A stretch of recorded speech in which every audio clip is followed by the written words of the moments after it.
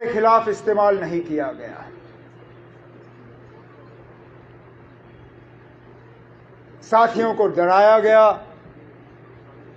धमकाया गया, कुछों को लालच दी गई, कुछों को और झांसे दिए गए। अक्सर बेशतर नेशनल कॉन्फ्रेंस के जो सतून हैं वो जमात के साथ जुड़े रहे। उन्होंने इन साजिशों को कामयाब होने नहीं दिया। उन्होंने इन ताकतों का मुकाबला किया। एक दो बह गए, जाते जाते उनकी भी गलतफहमी थी, कहीं जाने से ये जमात खत्म हो जाएगी। लेकिन बार बार नेशनल कॉन्फ्रेंस जमात और नेशनल कॉन्फ्रेंस के वर्करों ने यह साबित किया है कि ये जमात नेशनल कॉन्फ्रेंस की लीडरों की जमात नहीं है, ये जमात नेशनल कॉन्फ्रेंस के वर्करों की जमात है।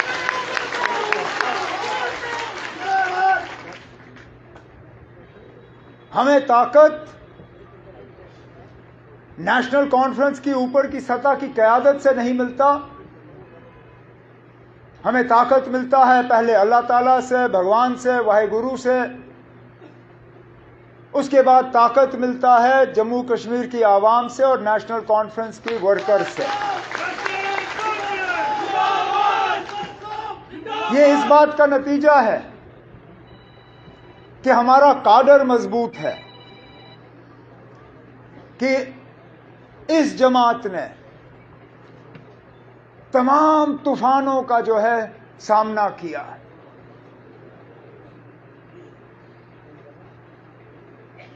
वो कहते हैं ना, फनूस बन के जिसकी हिफाजत हवा करे, वो शमा क्या बुझे जिसको रोशन खुदा करे। हमें बुझाने में मुझे बताएं ना, कौन सी कसर बाकी रखी गई थी। लेकिन कोई सोच भी नहीं सकता था कि इलेक्शन के बाद ये नतीजा होगा।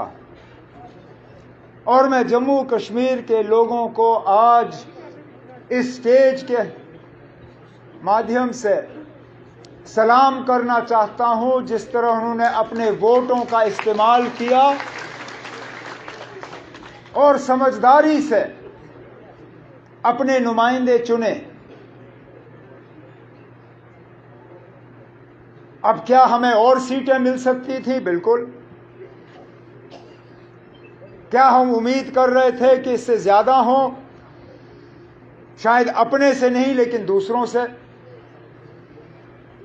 लेकिन एक एक सीट जो आज हमारे पास है, मैं उसके लिए दिल की गहराइयों से जम्मू कश्मीर के वोटरों का शुक्रगुजार हूं। और उसके बाद जो इंडिपेंडेंट एमएलए जीत के आए और फौरी तौर बिना कोई शर्त रखे हुए अपने लिए हमारे इस कारवां के साथ जुड़ गए और हमारी मदद करने निकले, जिसमें हमारे बनी के एमएलए डॉक्टर रमेश्वर सिंह जी भी यहां बैठे हैं।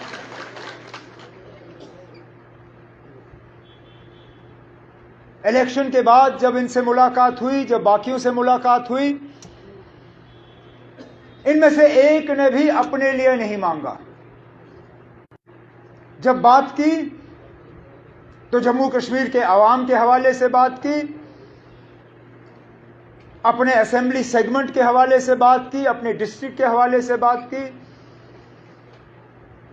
और कहा कि लोगों के जो मुतालबे हैं, मुश्किलात हैं, उनका अब हल होना चाहिए। हम बेसब्री से इस दिन का इंतजार करते रहे। 2018 में लोगों की चुनी हुई हुकूमत जब चली गई, तो तब से लेके आज तक लोगों ने दरबदर की ठोकरें खाई, मुसीबतों का सामना किया, उनकी आवाज कहीं पहुंची नहीं। मायूसी, परेशानी, दुख, दर्द। लेकिन आज मैं जम्मू कश्मीर के लोगों को ये यकीन दिलाना चाहता हूं कि अब आपकी सुनवाई होगी। आपकी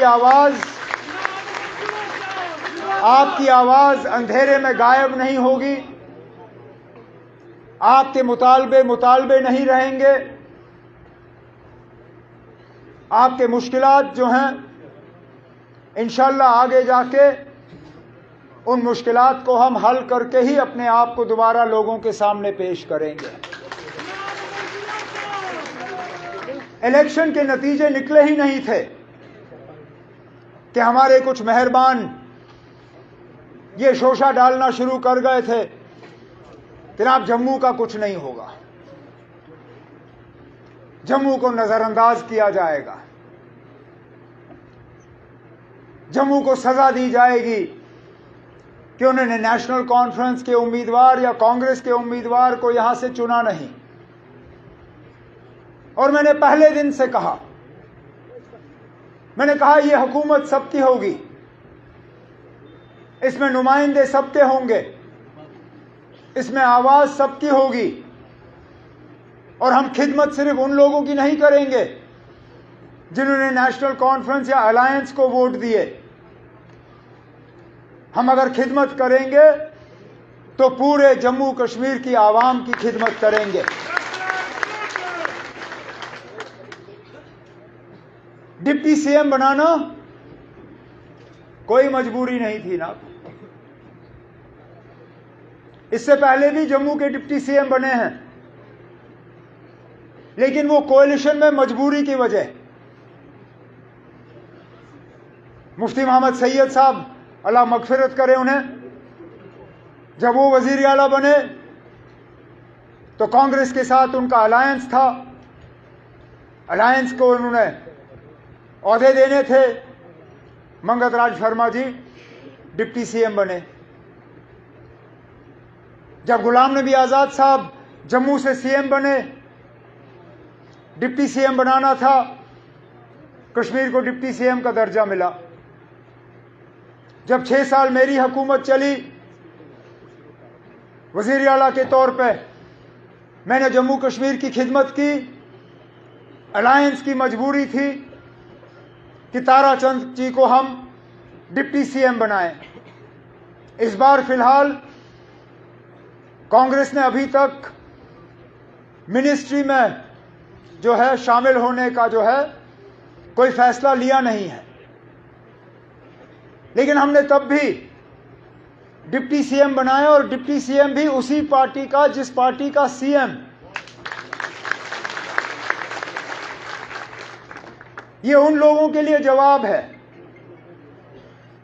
जो पिछले इलेक्शन में नेशनल कॉन्फ्रेंस के खिलाफ उंगली उठा के कहते थे कि ये मुसलमानों की पार्टी है, इस पार्टी में मुसलमानों के अलावा किसी के लिए जगह नहीं।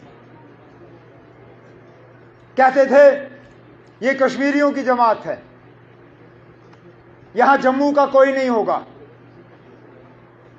कहते थे ये खानदानी राज वाले लोग हैं, इनको खानदान के अलावा कुछ दिखता नहीं। जब डिप्टी सीएम बनाना था, जम्मू से बनाया, हिंदू बनाया और मेरे खानदान से उसका कोई लेना देना नहीं है।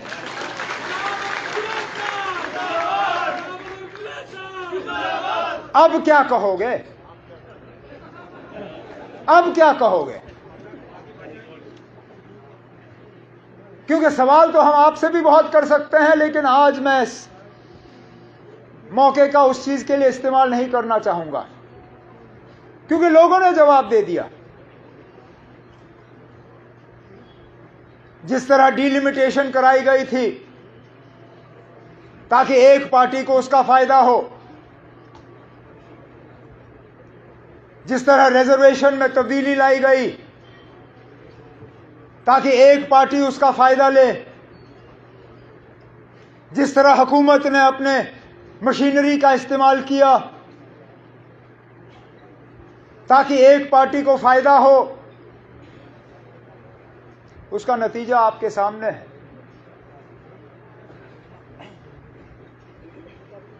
मतलब ये कि ये तमाम हरबे जो हैं ये आपको इलेक्शन तक पहुंचा सकती हैं, लेकिन इलेक्शन जितवा नहीं सकती।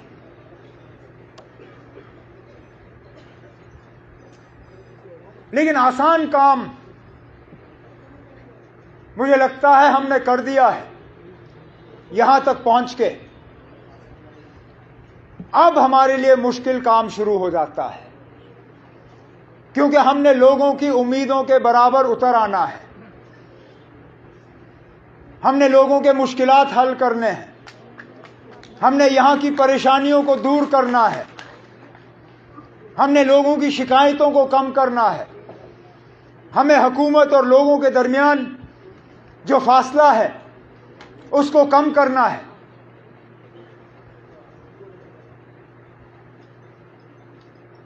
अब सदोत्रा साहब ने अपनी तकरीर में जम्मू के हवाले से बहुत सी बातें की कि ये भी मुद्दा है, ये भी है, ये लोग इस बात पे नाराज हैं, उस बात पे नाराज हैं। लेकिन मैं मजबूर होता हूं पूछने पे, ना अब ये नाराजगी पोलिंग बूथ में हमें नजर क्यों नहीं आई?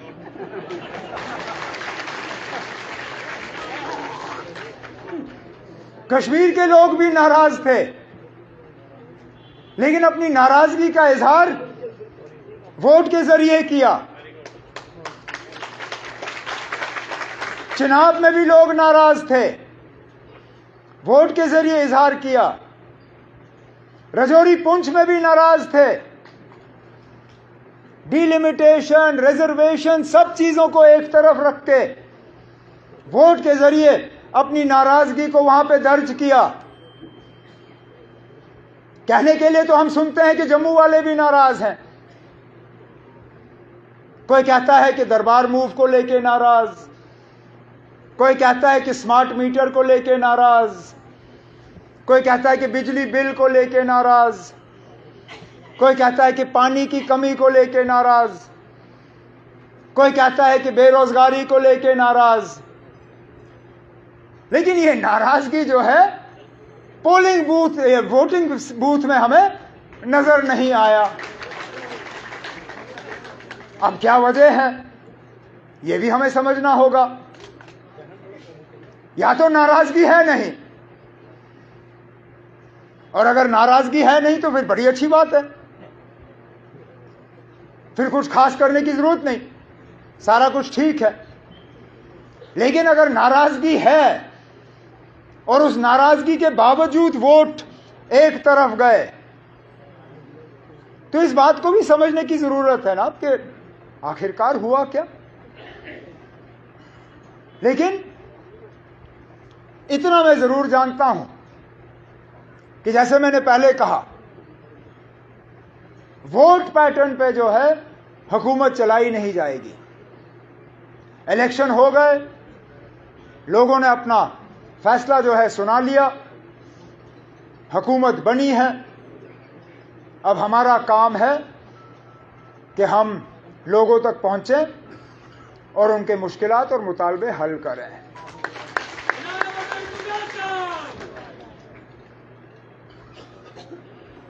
हमारे पार्टी के वर्करों की भी बहुत उम्मीदें हैं। 10 साल हो गए ना अब आपको सेक्रेटरीट गए हुए, 10 साल हो गए आपको किसी डीसी के दफ्तर में गए हुए। मेरी सिर्फ आपसे मोहतबाना गुजारिश है कि फर्स्ट डे फर्स्ट शो मत करना ना। 5 साल हैं हमारे पास, 1-2 हफ्ते अफसरों को भी थोड़ी आदत डालने दीजिए कि अब लोगों की चुनी हुई हुकूमत आ गई है।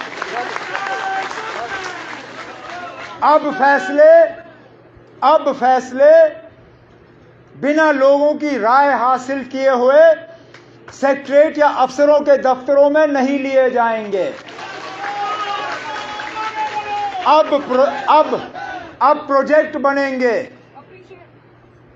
अब डीपीआर बनेंगे, अब पैसे रिलीज होंगे, तब के लोग ये चाहेंगे कि फलाना काम जो है उनके इलाके में होने चाहिए। मैंने पहले ही सेक्रेटरीट में अफसरों से कहा हुआ है कि खासकर जो पंचायतों के प्रोजेक्ट बने इस साल, जो ब्लॉक के बने, जो डीडीसी के बने, जिनमें लोगों के नुमाइंदों की राय नहीं ली गई, चाहे वो डिस्ट्रिक्ट के लेवल पे हमारे चेयरपर्सन शमशाद शान क्यों ना हो, पूजा ठाकुर जी क्यों ना हो, बाकी क्यों ना हो, हमारे एमएलए हजरात, चाहे डॉक्टर रमेश्वर सिंह जी हों, सजाद शाहीन साहब हों, राजू साहब हों, जावेद साहब हों, बाकी हैं। अब मैं इनसे गुजारिश करूंगा कि मेहरबानी करके उन सब कामों को आप रिव्यू करके देख लीजिए कि क्या वाकई ये लोगों के मतलब के काम हैं, तब जाके ये उठने चाहिए और तब जाके इन पे अमल होना चाहिए।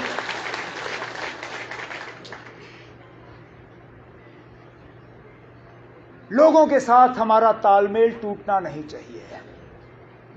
हुकूमत में सबसे बड़ा खतरा ये रहता है कि हुक्मरान और जो वोटर हैं उनके दरमियान फासला बढ़ जाता है। हम जो चुन के आए हैं, हमारा फर्ज बनता है कि हम इस फासले को कम करें। और मैंने ये तय किया है कि जहां जहां कहीं पे भी सरकारी कोई फंक्शन होगा, वहां पे अलग मैं अपने तंजीम के साथियों को कहूंगा कि वहां पे आए, जमा हों, और मैं उनके लिए अलग वक्त मुकर्रर करूंगा।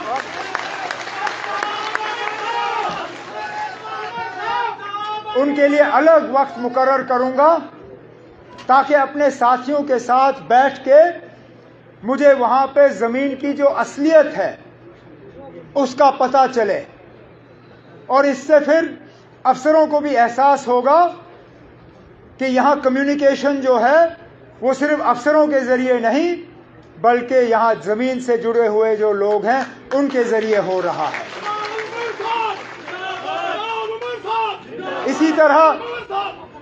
इसी तरह मैं अपने मीडिया के साथियों को ये यकीन दिलाना चाहूंगा कि मेरी हुकूमत के तरफ से आपके साथ कोई सख्ती नहीं होगी, कोई नाइंसाफी नहीं होगी। आपको इस बात की सजा नहीं मिलेगी कि आप मेरे खिलाफ कुछ लिखोगे। हालांकि मैं जानता हूं पढ़ना मेरे लिए मुश्किल होगा, मैं शायद पढ़ना या देखना पसंद भी नहीं करूंगा, लेकिन जमहूरियत में हम जमहूरियत को मजबूत कर नहीं पाएंगे अगर कि हम मीडिया को जो है अपना काम करने की इजाजत ना दें। मैं जानता हूं बहुत से ऐसे हमारे प्रेस के साथी हैं जिनके एक्रेडिटेशन या रजिस्ट्रेशन में अड़चनें डाली गई हैं, रुकावटें डाली गई हैं, इनके रजिस्ट्रेशन और वो प्रेस कार्ड जो है वो इनको नहीं मिले। आहिस्ता आहिस्ता इस चीज़ को दुरुस्त किया जाएगा और आपकी इंस्टीट्यूशन को जो है हम स्ट्रेंथन करेंगे। लेकिन थोड़ा सा आप रहम करिएगा, जहां हमारे काम ठीक नहीं होंगे वहां पे आप जरूर हमारे कान खींचिएगा, लेकिन जहां पे अच्छे काम होंगे वहां पे दो लफ्ज तारीफ के भी अगर आप लिखें तो गनीमत होगी।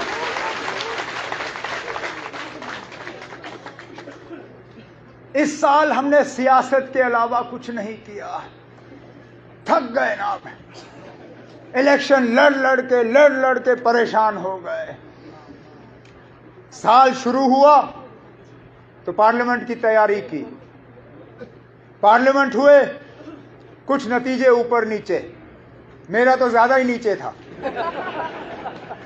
उस वक्त समझ नहीं आ रहा था कि उठूंगा कैसे, लेकिन अल्लाह ताला का करना देखें ना आप। मुझे उस वक्त साथी कहते थे कि इसमें भी कुछ अच्छा होगा, मैं कहता था होगा, लेकिन अंदर अंदर से मैं सोचता था क्या अच्छा हो सकता है ना, अभी तो इलेक्शन हारा हूं। लेकिन देखे ना क्या है, उस वक्त कई सारे ऐसे थे अफसर, बाकी दोस्त, जिनको लगा होगा ना खत्म, गए, मोकलियो, जाओ, नाप लो रास्ता।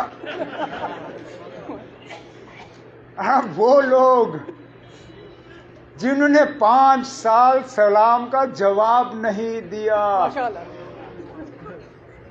आज जनाब वो मुझे मैसेज करते हुए थकते नहीं हैं।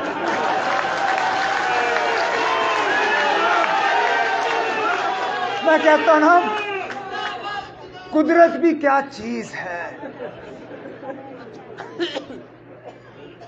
5 साल एक मैसेज भी नहीं कि ना आप ठीक हो, जिंदा हो, हम क्या कुछ आपके लिए कर सकते हैं या नहीं। अब मैं सुबह उठता हूं तो गुड मॉर्निंग सर, 1 बजे फोन देखता हूं तो सर लंच के लिए क्या खाया, 8 बजे फोन देखता हूं सर डिनर में क्या था, आपके लिए कुछ भेजूं तो नहीं, और 10 बजे रात को गुड नाइट सर, प्लीज अच्छे से सो जाइए।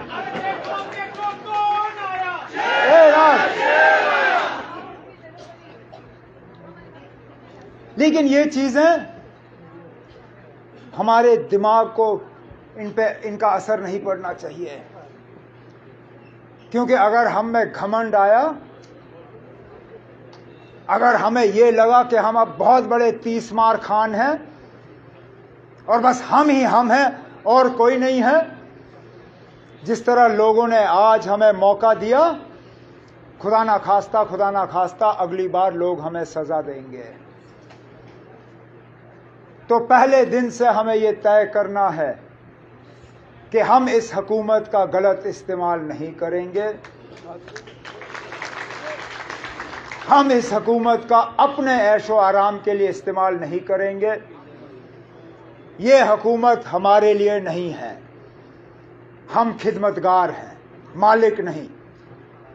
मालिक जम्मू कश्मीर की जनता है, हमें सिर्फ काम करना है, लोगों के काम करने हैं आपके। और मैं इसी बात पे अपनी तकरीर जो है ख़त्म करूंगा कि हमारी 24 घंटे यही कोशिश होगी कि हम आपके मुश्किलात और परेशानियों को कम करें और आपके चेहरों पे दोबारा वो मुस्कुराहट लाएं, जो मुस्कुराहट आपके चेहरों पे पिछले 6-8 साल से हम देख नहीं पाए। मैं जनाब सदोत्रा साहब को, रतन लाल गुप्ता साहब को, अपने तंजीम के बाकी साथियों को, अपने विमेंस विंग के जो सीनियर लीडर हैं यहाँ पे, इनको, अपने यूथ, अपने पेरेंट विंग, और जाते जाते मैं इतना ज़रूर कहना चाहूँगा, मेरे जो साथी आगे तरक्की करने की उम्मीद लगाए बैठे हैं, दिल छोटा मत करो ना। अब हमें 5 साल का अरसा दिया हुआ है, फिलहाल हम यूटी हैं, ये भी ज़्यादा देर रहेगा नहीं, हम अपने हकूक़ हासिल करेंगे, हमसे जो लिया गया है उसके लिए हम जिद्दोजहद करेंगे। कोई रूठने की ज़रूरत नहीं है, कोई मायूस होने की ज़रूरत नहीं है। हमें मौका मिला है लोगों की खिदमत करने की, इंशाअल्लाह खिदमत करते रहेंगे। मैं अपने साथियों का आज के प्रोग्राम पे और इस वालिहाना इस्तकबाल के लिए शुक्रिया करता हूं, लेकिन उससे ज़्यादा मैं आप सबका, जो इन 2 इलेक्शनों में आपने मेहनत की, चाहे नेशनल कॉन्फ्रेंस के लिए, कांग्रेस के लिए या अलायंस के लिए, दिल की गहराइयों से आपका शुक्रिया करता हूं। और इस इलेक्शन पे कामयाबी हासिल करने के लिए आप एक एक को मुबारकबाद पेश करता हूं। बहुत बहुत शुक्रिया। अस्सलाम वालेकुम।